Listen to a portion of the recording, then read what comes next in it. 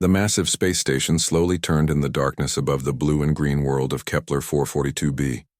Lights twinkled along its metal arms like stars. Ships from dozens of different worlds came and went from the docking bays. This was Harmony Station, the biggest trading post in this part of the galaxy. Commander Ji-Wan Park walked through the main corridor, his black uniform standing out among the colorful clothes and strange bodies of alien traders. Behind him walked two other humans. Pilot Minho Kim carried a silver case, while engineer Sora Lee held a datapad with glowing screens. The three humans had traveled for 6 months to get here. They had come to ask the Galactic Military Council for something that no human had ever asked for before. They wanted Earth and all human colonies to join the Stellar Defense Alliance. "Remember what we practiced," Ji-Wan said quietly to his team. "Stay calm no matter what they say or do." Minho nodded and shifted the heavy case to his other hand. "The weapons are ready for display, sir. The data shows our battle records from the Titan War," Sora added. "Humans won that conflict in 8 months." They reached the council chamber doors. Two tall guards stood beside the entrance. One looked like a giant insect with 4 arms. The other had blue skin and tentacles instead of hair. Both guards wore energy weapons on their belts that hummed with power. "State your business," the blue-skinned guard said in perfect Earth English. "Commander Ji-Wan Park of the Terran Defense Corps. We have an appointment with the Galactic Military Council." The insect guard clicked its mandibles together. "The humans, yes. You may enter." The doors slid open with a soft hiss. The chamber beyond was huge. A curved table sat in the center with 12 chairs around it. Each chair was different, made for different types of alien bodies. Above the table, a holographic display showed star maps and ship movements. 11 of the 12 council members were already seated. Ji-Wan recognized them from the briefing files he had studied for months. Councillor Vex of the crystalline hegemony sat in a chair made of the same crystal material as his transparent body. Light passed through him and created rainbow patterns on the walls. Next to Vex sat Councillor Drac from the Saurian Empire. His scales were deep red today, which Ji-Wan knew meant he was curious about something. Drac's people could change their scale colors to show emotions. The other council members came from different worlds and looked nothing like humans or each other. Some breathed different air. Some had extra arms or no arms at all, but they all had one thing in common. They all carried advanced energy weapons and used technology that was hundreds of years ahead of anything humans had built. "Commander Park," Vex said in a voice like breaking glass, "please take your position at the center of the chamber." Ji-Wan walked to the middle of the room. His boots echoed on the metal floor. Minho and Sora took positions near the wall where they could watch everything. "The Terran Defense Corps requests membership in the Stellar Defense Alliance," Ji-Wan said formally. "We offer our military experience, our tactical knowledge, and our commitment to protecting peaceful worlds from hostile forces." Several council members made sounds that might have been laughter in their different languages. Councillor Zephyr, who looked like a floating cloud of gas held together by a metal framework, spoke first. "Your military experience," Zephyr said in a voice like wind through leaves. "Tell us about your weapons, Commander Park." This was the moment Ji-Wan had both expected and dreaded.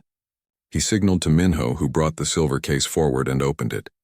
Inside the case, nestled in protective foam, lay a standard Terran Defense Corps rifle. It was made of black metal and composite materials. The barrel was long and straight. The stock was designed to fit against a human shoulder.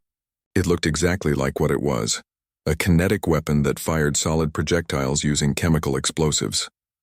The silence in the chamber stretched for several seconds. Then Councillor Drac began to laugh. His scales shifted from red to yellow, which meant he found something very funny. Soon other council members joined in with their own forms of laughter.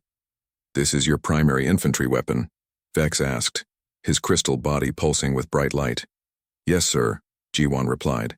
"This rifle can fire armor-piercing rounds at a muzzle velocity of 850 meters per second. It has an effective range of 600 meters and can penetrate most personal armor systems." The laughter grew louder. Councillor Grix, whose body looked like liquid metal that had been poured into a roughly humanoid shape, spoke up. "Commander, this weapon uses chemical propellants to throw metal projectiles, correct?" "That is correct." "And you believe this primitive device can compete with modern plasma rifles, particle beam weapons, and quantum disruptors?" Ji-Wan felt his jaw tighten, but he kept his voice steady. "Our weapons have proven effective in every conflict we have faced. Drac leaned forward in his chair. His scales had turned bright orange, which meant he was amused but also slightly annoyed. Commander Park, my personal sidearm can melt through the hull of a battleship. It draws power directly from a miniature fusion reactor. Your weapon could not damage my armor even if you fired every bullet in that magazine. Vex picked up the rifle with one crystalline hand. The weapon looked small and crude against his transparent fingers. I have studied your species' military history, Commander. You still fight wars with explosives and metal projectiles. You have not even mastered basic energy manipulation. Our tactics and strategies have evolved considerably, Jiwan said. Human forces are adaptable and resourceful. Tactics and strategies, Counselor Morse said with her electronic voice. Her robotic body was covered in sensors and weapon pods. Cannot overcome technological disadvantages of this magnitude. Sora stepped forward and held up her data pad. If I may, Council members, human forces achieved victory in the Titan War despite being outnumbered 3-1. Our casualty rates were the lowest in recorded human military history. Several council members looked at their own data displays. After a moment, Counselor Breeze, who looked like a collection of floating ribbons, spoke. The Titan War was fought between humans using human technology. There were no energy weapons involved. No plasma cannons. No shields. No advanced targeting systems. Exactly our point, Vex said. He set the rifle back in its case with obvious distaste. You fought a primitive war with primitive weapons against primitive enemies. The galaxy faces threats that would destroy your entire civilization before you could load a single bullet into that antique.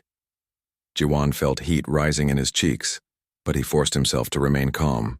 Human military doctrine emphasizes flexibility, creativity, and the efficient use of available resources. Resources that are centuries behind current galactic standards, Drax said. His scales had turned dark purple now, which meant he was becoming bored with the conversation. The council members began to mutter among themselves in their various languages. Jiwan caught fragments of the conversation thanks to his translation implant. Words like primitive, backward, and hopeless came through clearly. Finally, Vex called for order. The Galactic Military Council has heard the Terran request for membership in the Stellar Defense Alliance. We will now vote. The voting was quick and unanimous. Every council member voted no. The Terran Defense Corps is denied membership at this time, Vex announced formally.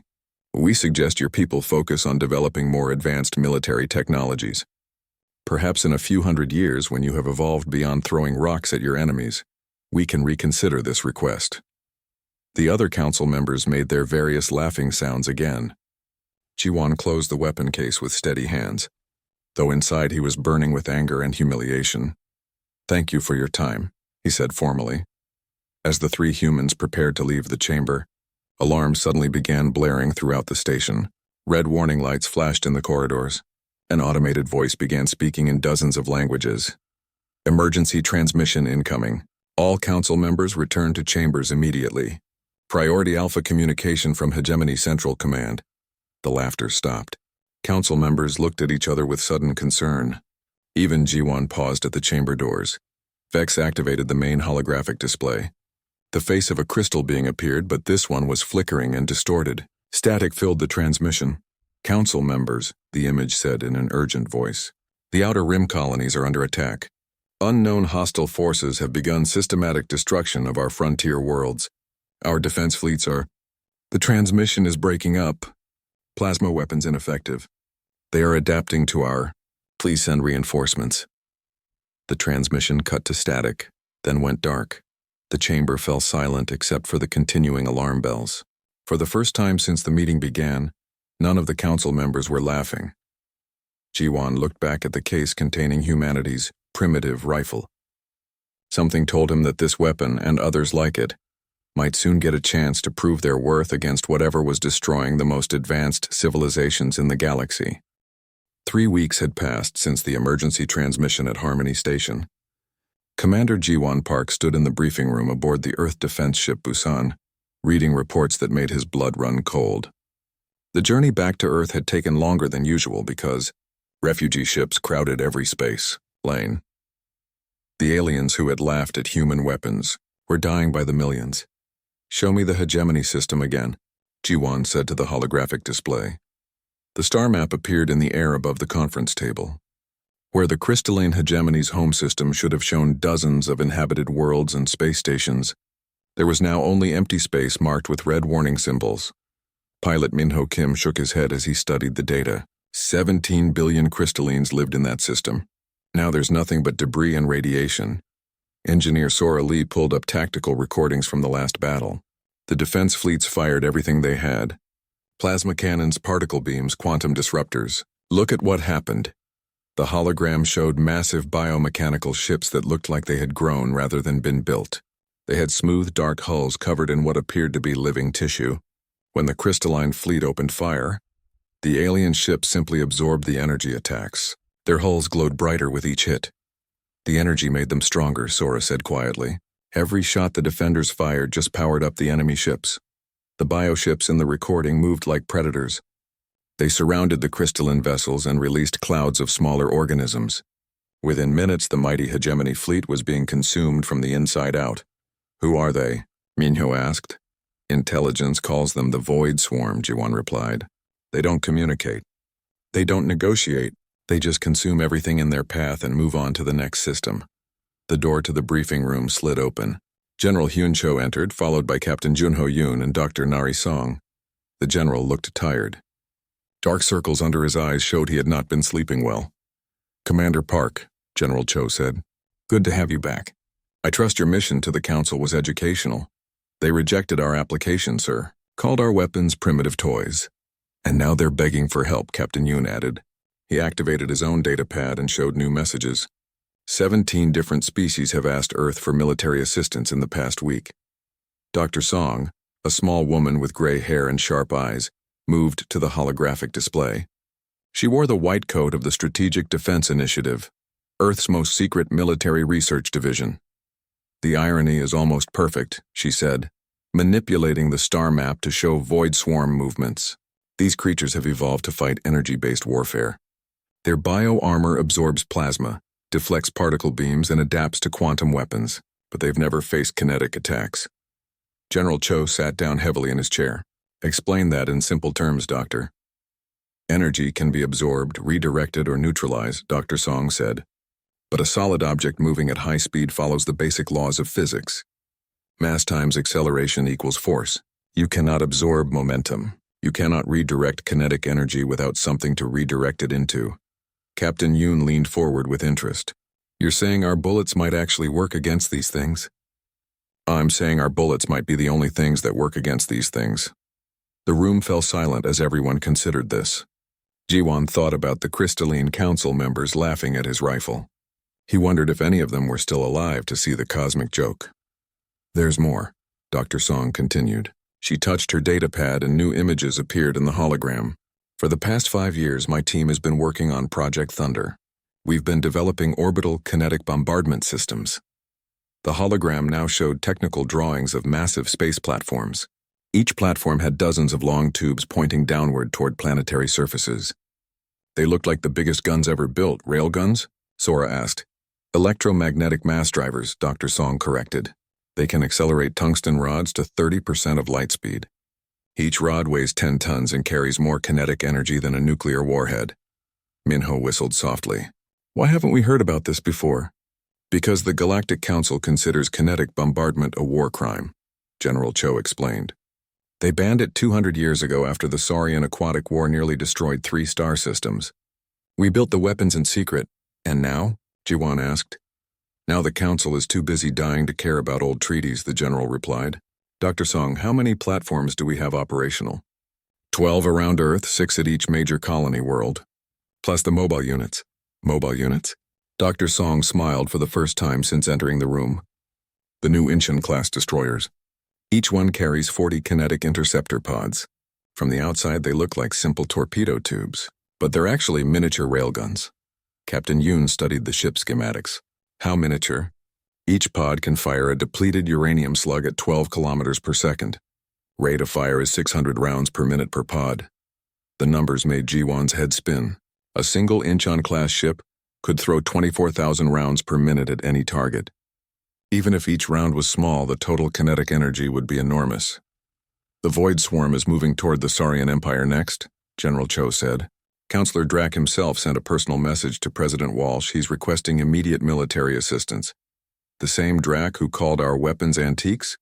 G1 asked. The very same. It seems his plasma rifles aren't working any better than anyone else's. Dr. Song brought up intelligence reports on the Saurian system. They have the strongest military in this sector. If the swarm breaks their defenses, they'll have a clear path to the core worlds, including Earth. How long do we have? Captain Yoon asked. Based on the swarm's current movement speed, they'll reach Saurian space in 10 days.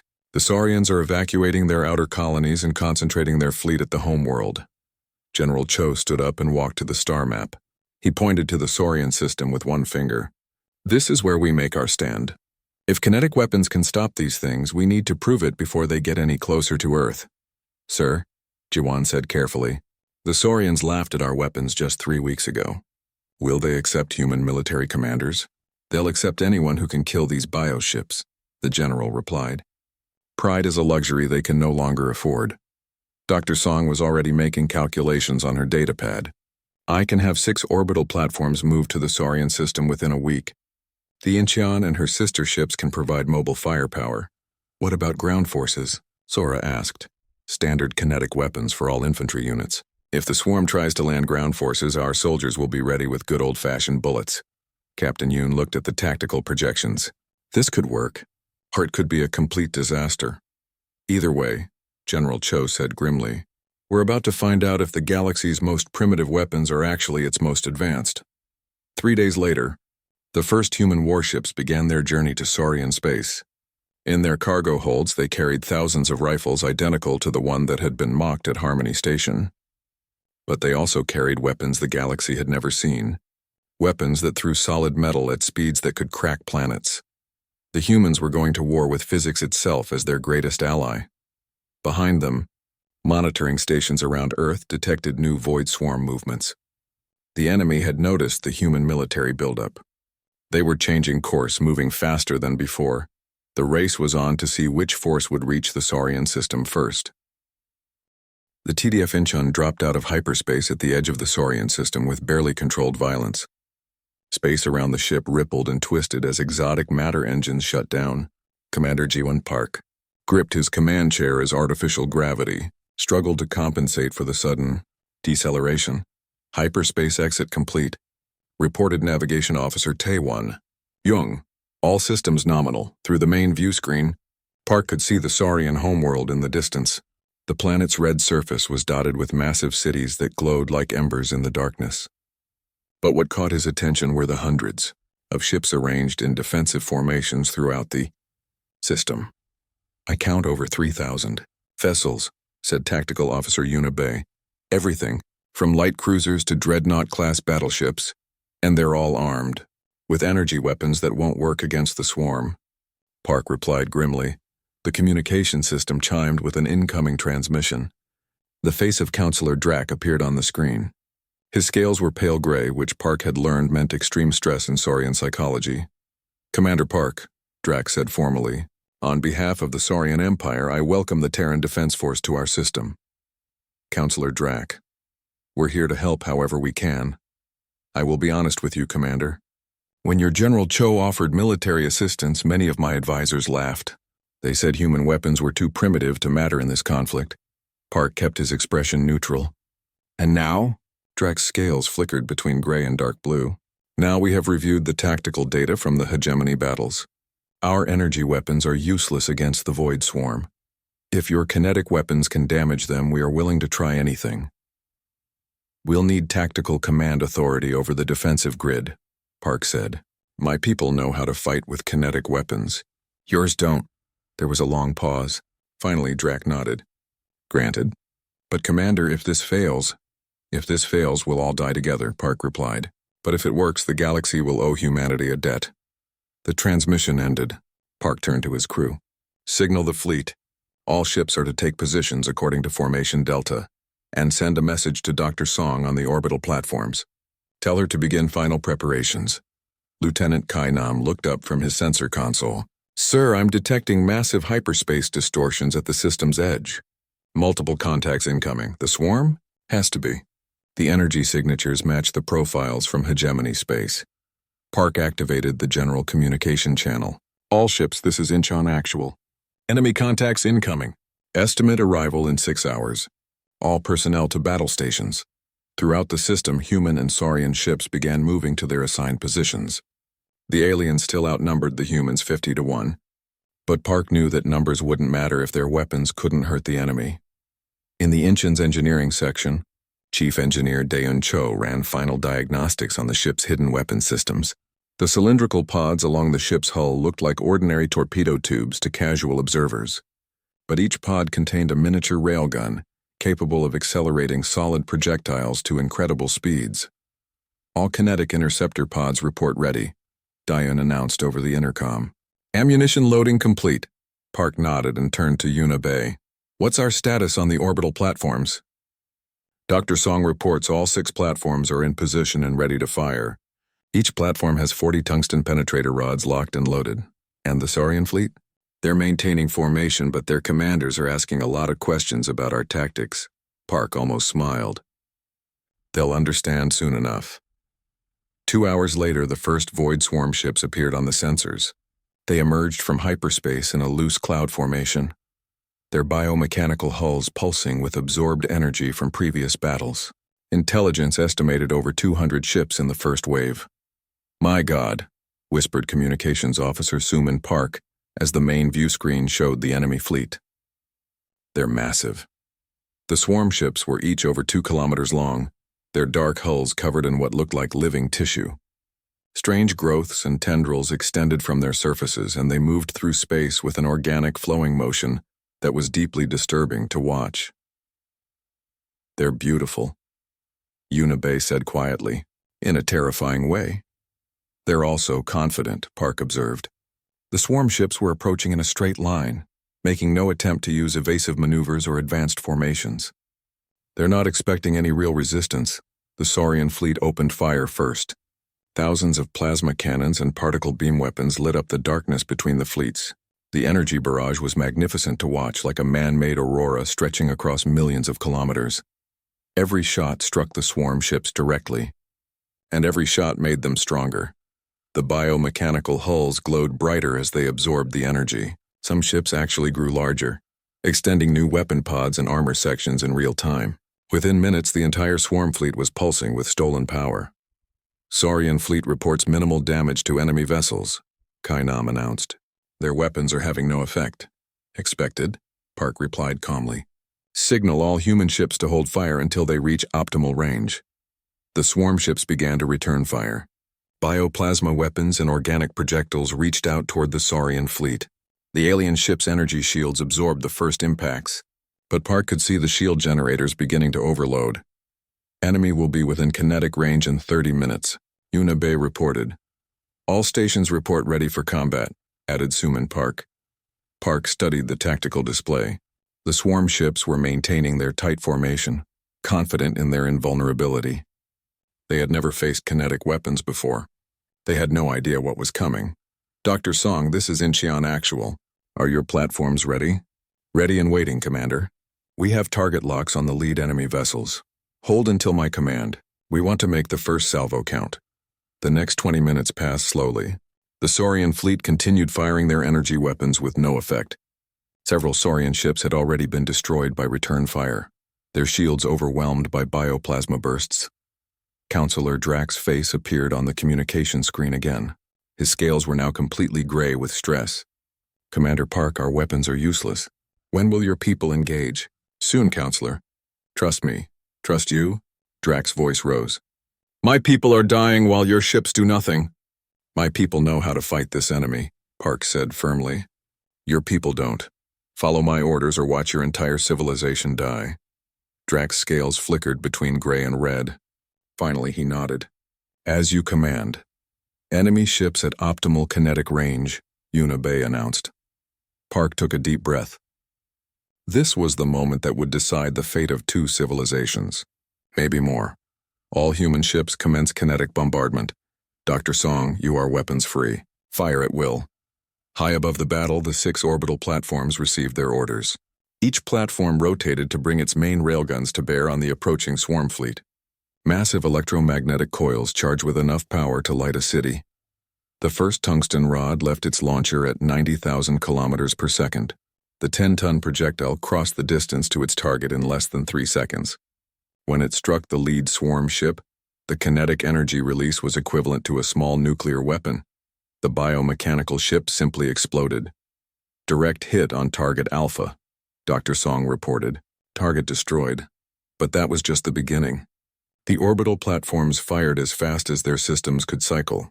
Tungsten rods streaked across space like arrows of light, each one carrying enough kinetic energy to vaporize anything it touched. Targets Beta, Gamma, and Delta destroyed. Yunabei announced. Enemy formation is breaking apart. The Incheon and her sister ships opened fire with their kinetic interceptor pods. Streams of depleted uranium slugs reached out toward the swarm vessels. Each slug was small but moving at 12 kilometers per second. They punched through bioarmor like it was paper. Enemy ships are taking massive damage, Kainam reported with amazement in his voice. Their hulls can't absorb kinetic energy. Park watched the tactical display with grim satisfaction.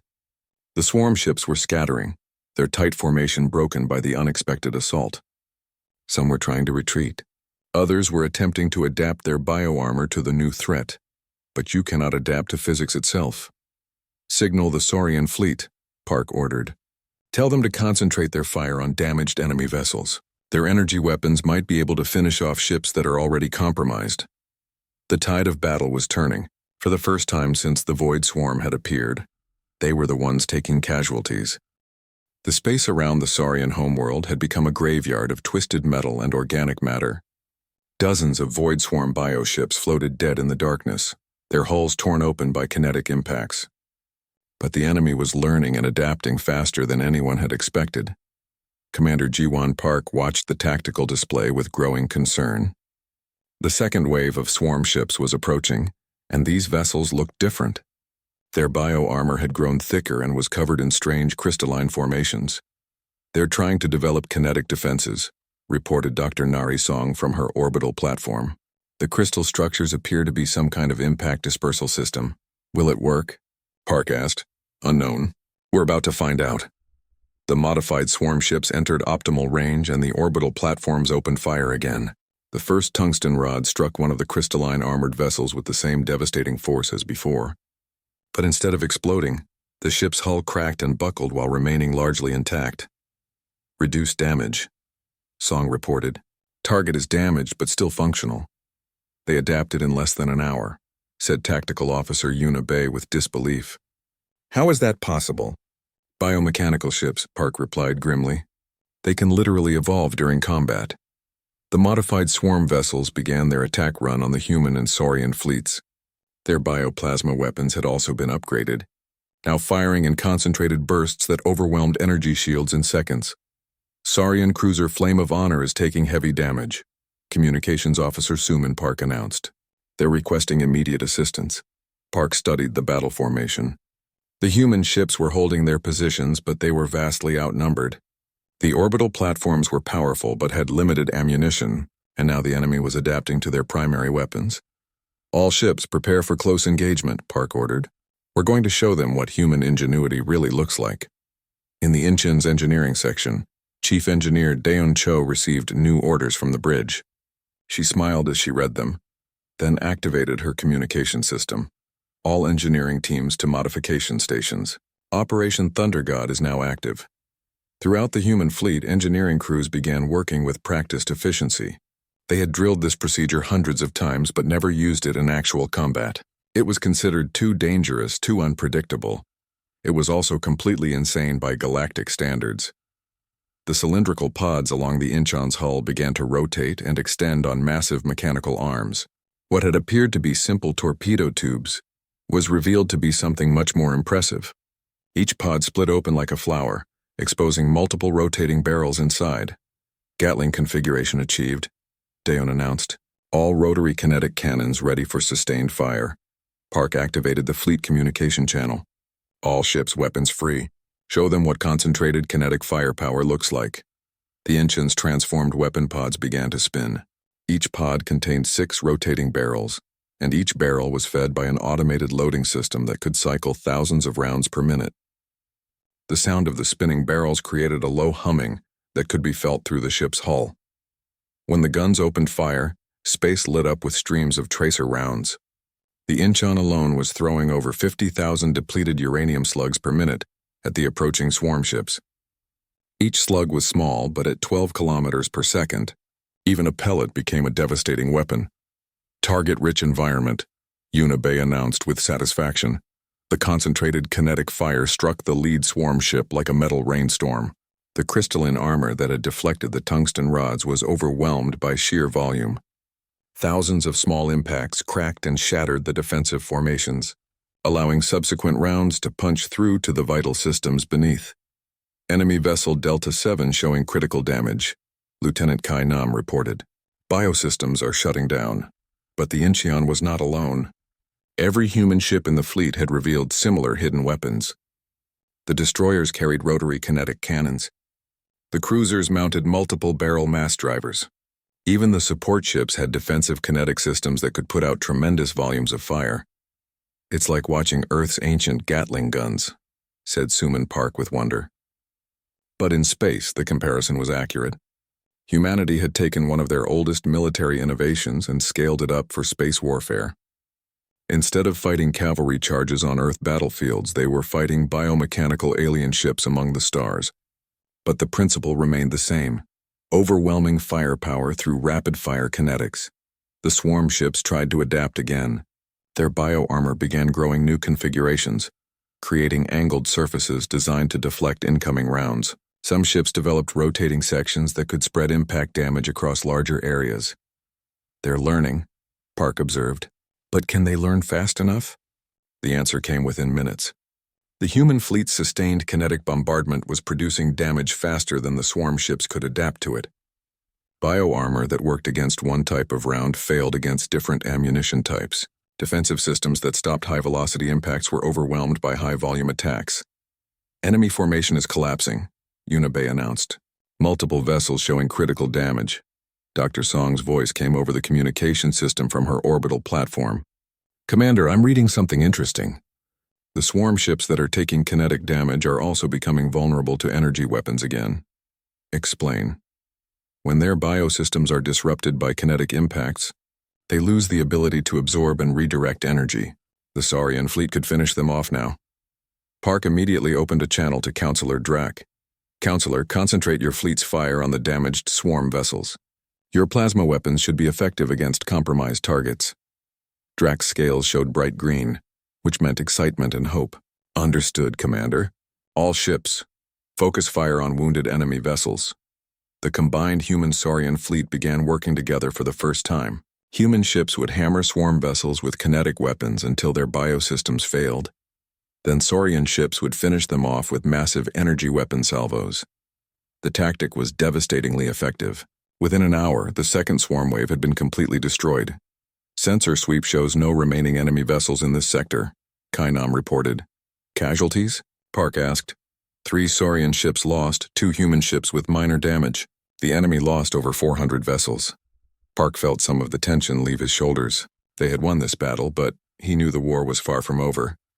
Commander, Suman Park announced, I'm receiving priority communications from multiple sources. Everyone wants to know how we defeated the swarm. Everyone? The crystalline hegemony survivors, the Aquatic Federation, the Machine Collective, the Trade Consortium. They're all asking for immediate military assistance.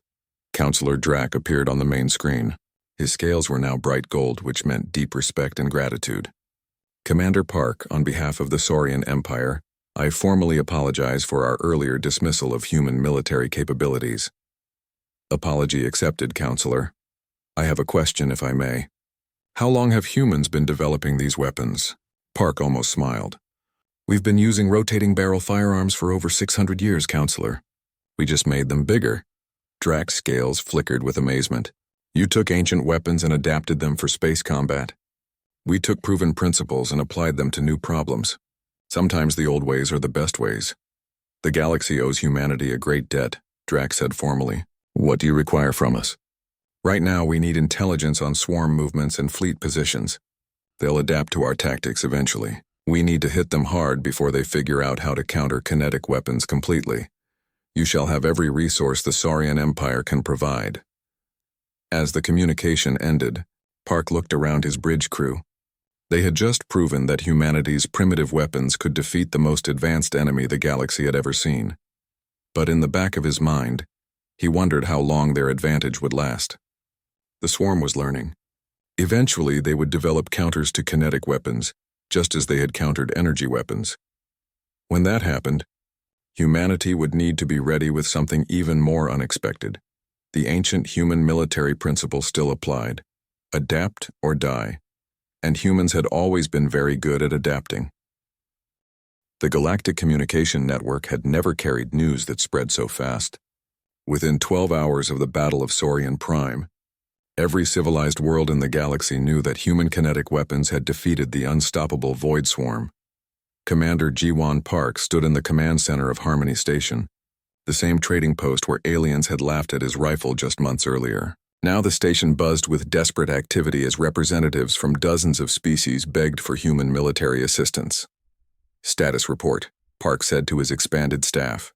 The humans now controlled the station's defense operations, and aliens worked alongside human officers in positions they had never imagined possible. Scientist Taiyang Moon, recently promoted to Galactic Defense Analyst, activated the main holographic display. The star map showed Void Swarm positions across 3 sectors, but for the first time since the invasion began, the red markers were retreating instead of advancing. The swarm has pulled back from 17 systems in the past week, Taiyang reported. Our combined fleets have liberated 6 colony worlds and destroyed over 1,200 enemy vessels. Casualties on our side? Surprisingly light. The kinetic weapons give us a massive tactical advantage. Most swarm bioships are destroyed before they can adapt their defenses. Defense analyst Gina O stepped forward with her own datapad. She had been working with alien military scientists to understand how their technology could complement human kinetic systems. I've been analyzing the swarm's adaptation patterns, Gina said. They're learning, but much slower than we initially feared. It takes them approximately 48 hours to develop counters to new kinetic weapon configurations. That's our window, Park realized. 48 hours to hit them with everything we have before they adapt. Exactly. And we've been using that window very effectively. The holographic display changed to show a battle recording from the Aquatic Federation's home system. Human and aquatic ships moved together in perfect coordination. The aliens provided energy shields and sensors while human vessels delivered devastating kinetic bombardments. The joint operations are working better than expected, Taiyang noted. Each species brings unique advantages. The crystallines have incredible sensors, the saurians have powerful energy shields, the aquatics have advanced maneuvering systems. And we have weapons that actually work, Park added grimly. Captain Wanho Park entered the command center, his uniform bearing new insignia showing his promotion to Fleet Coordination Officer. Behind him walked his sister, Communications Officer Suman Park, now serving as Galactic Intelligence Liaison. Commander, Wanho said formally, priority message from Earth Command. General Cho wants a full strategic assessment. What does Earth want to know? Suman activated her communication system. They're asking if we can win this war. Park considered the question carefully. The human-led alliance had won every major engagement in the past month. But the Void Swarm was vast, possibly numbering in the millions of ships, and they were still adapting, still learning. Tell Earth we can win battles, Park said finally. Whether we can win the war depends on how fast the swarm learns to counter kinetic weapons completely. There's something else, Wanho continued.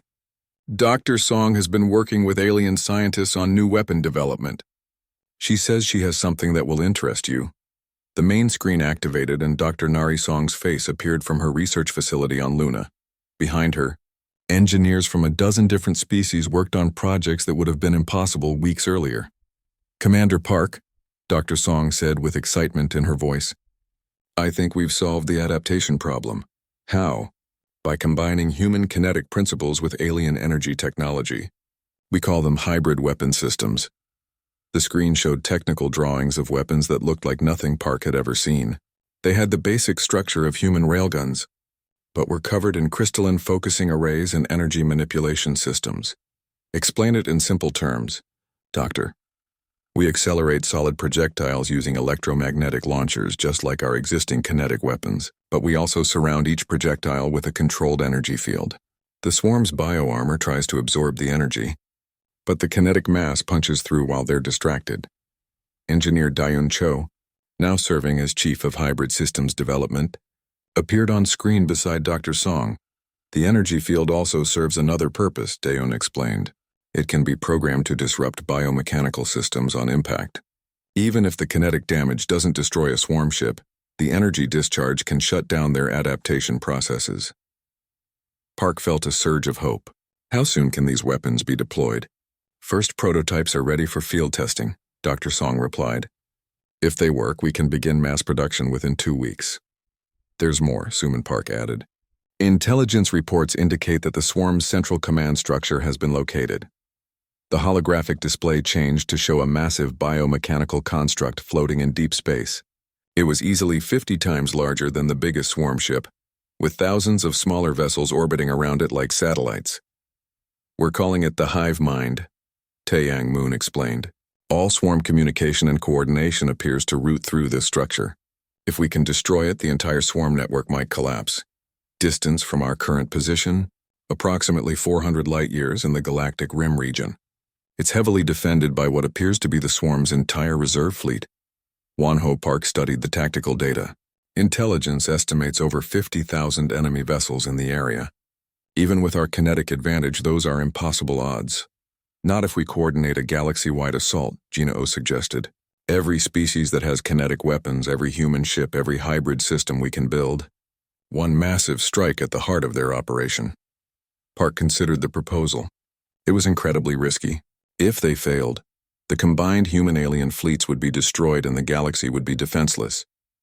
But if they succeeded, the war could end in a single battle. What kind of forces could we assemble? Suman consulted her datapad. Human fleets can provide approximately 800 ships with kinetic weapons. Allied species have pledged another 2,000 vessels with energy systems. Dr. Song's hybrid weapons could equip another 500 ships, 3,300 ships against 50,000, Park mused. Still not good odds. But we have advantages they don't expect, Dr. Song interjected from the screen. The hybrid weapons are completely unknown to them, and we've learned something important from the recent battles. Which is? The swarm ships draw power and coordination from the hive mind. The further they operate from it, the less effective they become. If we can disrupt that connection even temporarily, their adaptive abilities will be severely compromised. Taeyang Moon activated a new section of the holographic display. I've been working with crystalline scientists on a theoretical weapon system. A kinetic projectile carrying a quantum disruption warhead. If we could get it close enough to the hive mind, it would cut the swarm's command network, Park realized. Every ship in their fleet would lose coordination simultaneously, creating a window of vulnerability that could last several hours, Gina O added. Long enough for a concentrated kinetic assault to destroy the hive mind completely. The plan was audacious and dangerous, but Park could see its potential. One shot at ending the war that had consumed millions of lives and dozens of worlds. How long to prepare such an operation? 6 weeks minimum, Wonho estimated. We need to gather ships from across the galaxy, integrate the new hybrid weapons, and coordinate with every allied species. And train everyone to work together, Suman added. Human tactics, alien technology, and coordination on a scale never attempted before. Park made his decision. Send the proposal to Earth Command and the Galactic Council. Tell them we have a plan to end this war, and if they approve, then we're going to attempt the largest military operation in galactic history. We're going to take the fight directly to the swarm's heart. As his staff began implementing the new plan, Park looked at the star map showing swarm positions. The enemy had stopped retreating and appeared to be consolidating their forces. They knew something was coming. The next few weeks would determine the fate of every civilized world in the galaxy. Humanity's kinetic weapons had bought time and hope, but the final battle would require everything the Alliance could provide.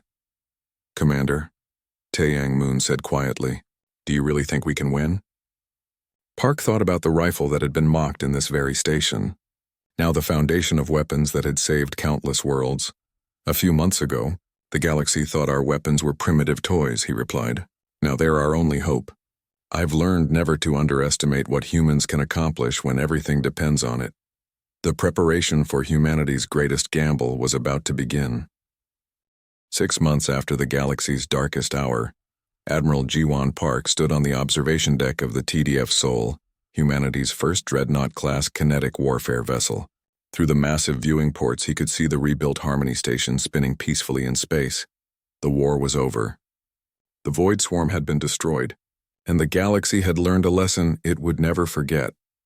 "The ceremony is ready to begin, Admiral," announced Captain Minho Kim, now serving as Park's aide-de-camp.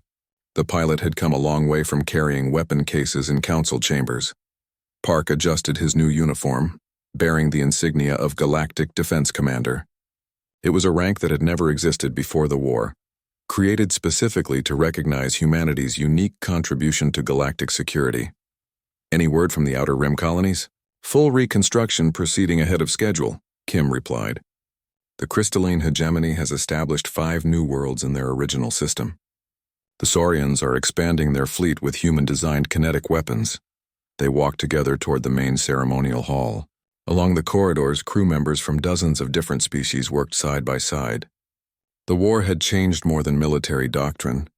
It had changed how the galaxy saw cooperation itself. The ceremonial hall was packed with representatives from every major civilization. At the center of the room stood a new version of the Galactic Council table, this one with a prominent seat reserved for humanity. Councillor Vex of the reformed crystalline hegemony stood to address the gathering.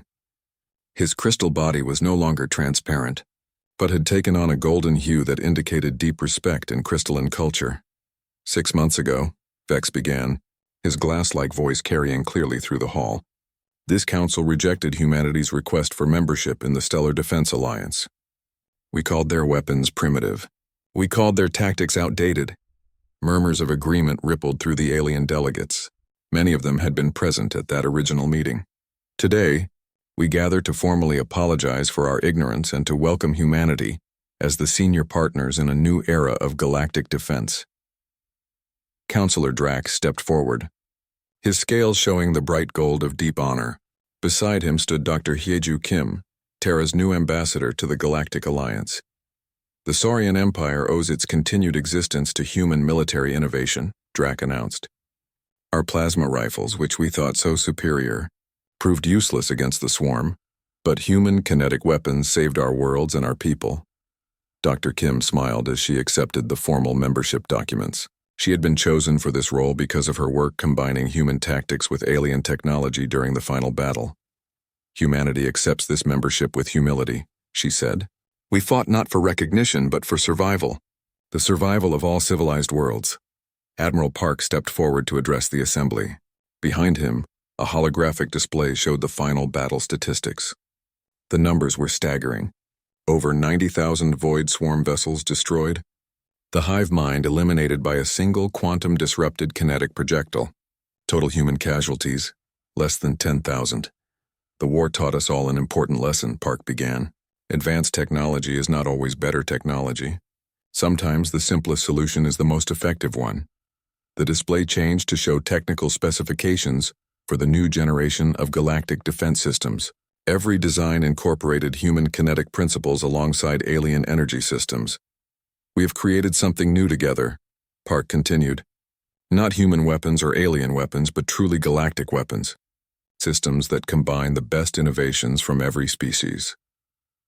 In the audience, veteran Sergeant Jiho Lim watched with pride. He now ran the largest military training academy in the galaxy, where alien recruits learned human tactics alongside traditional energy warfare. "My instructors teach a simple principle," Jiho had told his latest class of crystalline cadets just days earlier. "There are no obsolete weapons, only obsolete thinking. A tool is only as effective as the mind that wields it."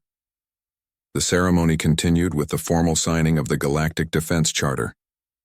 Unlike the old Stellar Defense Alliance, this new organization was built around cooperation rather than competition. Every species contributed their unique strengths to the common defense. Engineer Sora Lee, now Director of Hybrid Systems Development, presented the latest innovations to the assembly. Weapons that combined crystalline focusing arrays with human railgun technology, shields that used Saurian energy manipulation to protect against both kinetic and energy attacks, sensors that merged aquatic detection systems with human tactical analysis. The old way of thinking separated kinetic weapons from energy weapons, Sora explained to the fascinated delegates. The new way recognizes that they are complementary technologies. Each makes the other more effective. After the formal ceremonies ended, Park found himself in a smaller meeting room with his closest advisors. The people who had been with him from the beginning of humanity's unlikely rise to galactic prominence. "So what's next?" asked Communications Officer Suman Park.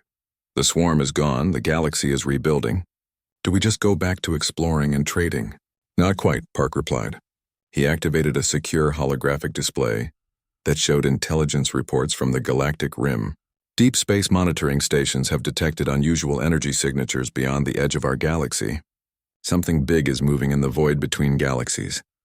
Captain Wanho Park leaned forward with interest. "Another invasion threat?" "Unknown. But whatever it is, it's larger than anything we've seen before. The Void Swarm might have been scouts for something much worse."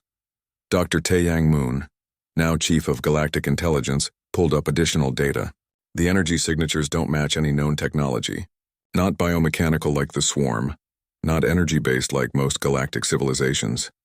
"What are you thinking?" asked Dr. Nari Song, joining the meeting via holographic projection from her expanded research facility. "I'm thinking the galaxy just learned to work together at exactly the right time," Park replied. "Because if these readings are accurate, we're going to need every advantage we can get." The meeting concluded with plans for expanded deep space monitoring and continued development of hybrid weapon systems. As the advisors dispersed to their various duties, Park remained alone with his thoughts. He walked to the observation deck and looked out at the stars. Somewhere among those distant lights, new threats were stirring. But for the first time in galactic history, hundreds of species stood ready to face them together. A soft chime indicated an incoming personal message. Park activated his communication device and saw the face of his old friend from Earth, General Yun Cho. "Ji-Wan," the general said with a smile. "I've been watching the ceremony broadcasts. Congratulations on humanity's new status." "Thank you, sir. Though I have to say it feels strange to be respected for the same weapons they once mocked." "That's the way of things," Cho replied philosophically. "Yesterday's joke becomes tomorrow's salvation. The important thing is that we never stopped believing in our own capabilities. And now we prepare for whatever comes next. The galaxy has learned that old solutions can solve new problems. But more importantly, they've learned that cooperation is stronger than competition." After the communication ended, Park remained on the observation deck for a long time. Through the viewing ports, he could see ships from dozens of different worlds docked at the station. Human vessels with their distinctive kinetic weapon pods working alongside alien ships with gleaming energy arrays. A young ensign approached and saluted. It was Ensign Young-Ho Nam, fresh from the Integrated Military Academy where humans and aliens trained together. "Admiral, sir, the Night Watch reports all systems normal. No unusual activity in our sensor range." "Thank you, Ensign. How are you finding service in the integrated fleet?" "It's amazing, sir. My squad has a crystalline sensor specialist, a Saurian energy weapons expert, and an aquatic navigator. We're learning more in a month than previous generations learned in years." Park nodded approvingly. This was the future he had hoped for when he first presented humanity's primitive rifle to the Galactic Council. Not just acceptance, but true integration and mutual respect. "Ensign, what's the first lesson they teach at the Academy now?" "Simple, sir. There are no primitive weapons, only primitive applications. Innovation comes from understanding principles, not from abandoning them." "Exactly right. Carry on." As the ensign departed, Park took one final look at the star field beyond the station. Tomorrow would bring new challenges, new threats, and new opportunities for growth. But tonight, for the first time in months, the galaxy was at peace.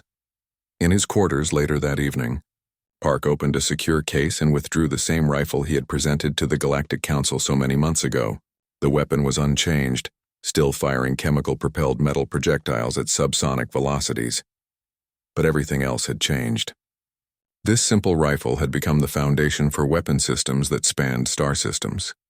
Its basic principles had saved billions of lives and preserved dozens of civilizations. Park smiled as he cleaned the weapon with practiced motions.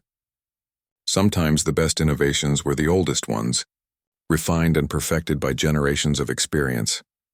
The galaxy had finally learned what humans had always known, that the fundamentals never become obsolete, they just find new applications. Admiral Jiwan Park stood in the command center of Deep Space Monitoring Station Omega, floating in the empty void between galaxies. 3 months had passed since the victory celebration at Harmony Station, but the mysterious energy signatures from beyond the galactic rim had grown stronger every day. "Show me the latest readings," Park ordered. Chief Science Officer Yunwoo. Han activated the main holographic display. The star map showed their home galaxy as a bright spiral of light, but beyond its edges lay something that made Park's blood run cold. "The energy signatures are definitely moving toward us," Yunwoo reported. "But Admiral, these readings don't make sense according to any known physics." "Explain." "The objects are massive, larger than entire solar systems, but they're moving at speeds that should be impossible for anything that size, and the energy patterns suggest they're not mechanical or biological." Park studied the data with growing unease. The readings showed dozens of enormous objects approaching from the deep darkness between galaxies. Each one was roughly the size of a gas giant planet, but moving at nearly 10% of light speed. "How long until they reach our galaxy?" "At current velocity, approximately 8 months. Captain Kyung-Hoo Lee entered the command center carrying urgent communications from across the galaxy. As Park's intelligence coordinator, he had been monitoring reactions from every major civilization. "Admiral, we have a problem," Kyung-Hoo announced. "Some of the alien governments want to retreat to the galactic core. They're calling these new contacts the Deep Dark and recommending complete evacuation of all rim worlds. And the others? The Crystallines and Saurians are mobilizing their fleets. They want to meet this threat head-on using the hybrid weapon systems we developed during the Swarm War." Park nodded grimly. The unity forged during the war against the Void Swarm was already showing cracks under the pressure of this new threat. "What does Earth Command recommend?" "General Cho wants you to return immediately for strategic planning. But Admiral, I think you need to see this first." Kyung-Hoo activated a secure communication channel. The face of Dr. Nari Song appeared from her research facility, but she looked exhausted and worried. "Admiral Park," Dr. Song said without preamble, "we've intercepted communications from the approaching objects. They're trying to communicate? Not trying, succeeding. Admiral, these entities have been broadcasting in perfect galactic standard for the past week. They know our languages, our cultures, our military capabilities. They've been watching us for a very long time." The main display changed to show a recording of the intercepted transmission. The voice that spoke was unlike anything Park had ever heard. It sounded like the whisper of solar wind combined with the rumble of tectonic plates. "Greetings, young civilizations. Of the Spiral Galaxy designated local group member, 2847. We are the Watchers of the Deep Dark. We have observed your recent conflict with the harvesting organisms you call the Void Swarm." Park felt his stomach drop. The Void Swarm had been just harvesting organisms sent by these Watchers. The voice continued. "Your performance was adequate. Your species, designated humans, showed particular innovation in developing kinetic solutions to bioadaptive defenses. This indicates sufficient technological maturity for the next phase." "Next phase of what?" muttered Communications Officer Min Seok Jung. "The Void Swarm was a test," the transmission continued. "All young galaxies must prove their ability to defend against harvesting before they are judged ready for integration into the greater community of advanced civilizations." Dr. Song paused the recording. "Admiral, there are 17 more minutes of transmission, but the essential message is clear. These Watchers sent the Void Swarm to test us, and now they're coming to collect the species that passed the test. Collect us for what? Military service in something they call the Great War. Apparently, our galaxy sits on the border between two vast cosmic empires that have been fighting each other for millions of years." Park closed his eyes and tried to process this information. Humanity had just finished saving the galaxy from one threat, only to discover they had been tested for recruitment into an even larger conflict. "Show me the rest of the transmission." The alien voice resumed speaking. "Species that demonstrate tactical innovation and adaptive capability will be selected for military service. Specifically, the kinetic weapon innovations developed by humans show promise for our current strategic requirements." "Our rifles again," Park said with bitter irony. "Species that prove unsuitable for military service will be relocated to agricultural worlds to support the war effort. Resistance to integration will result in systematic harvesting of all biological resources." The transmission ended. Park stared at the empty hologram, understanding that his galaxy faced a choice between voluntary slavery and total annihilation. "Admiral," Yunwu Han said quietly, "I've been analyzing the energy signatures of the approaching Watcher vessels. Their technology is beyond anything in our galaxy. Our weapons, even the hybrid systems, might be completely ineffective. Recommendations? Honestly, sir, I don't know. They're operating on a level of technology that makes our most advanced systems look like stone tools." Park activated the communication system. "Get me a priority channel to Earth Command, the Galactic Council, and all fleet commanders. Emergency strategic conference in 6 hours." As his staff worked to establish the communications, Park walked to the observation deck. Outside, the void between galaxies stretched endlessly in all directions. Somewhere in that darkness, beings older than civilization were approaching to claim the fruits of their test. The strategic conference included every major leader in the galaxy. General Hyun-Cho represented Earth. Counselor Vex spoke for the crystalline hegemony. Counselor Drac represented the Saurian Empire. Dr. Haiju Kim served as overall diplomatic coordinator. "Options?" Park asked without preamble. "We could attempt to negotiate," Dr. Kim suggested. "Perhaps we can convince them we're not ready for military service. That would likely result in our relocation to agricultural worlds," Counselor Vex pointed out. "Slavery is not preferable to military service." "We could fight," Drac said, his scales showing the deep red of combat readiness. "Our fleets proved effective against the Void Swarm." "The Void Swarm was a test," General Cho reminded them. "These Watchers have technology that makes the swarm look primitive.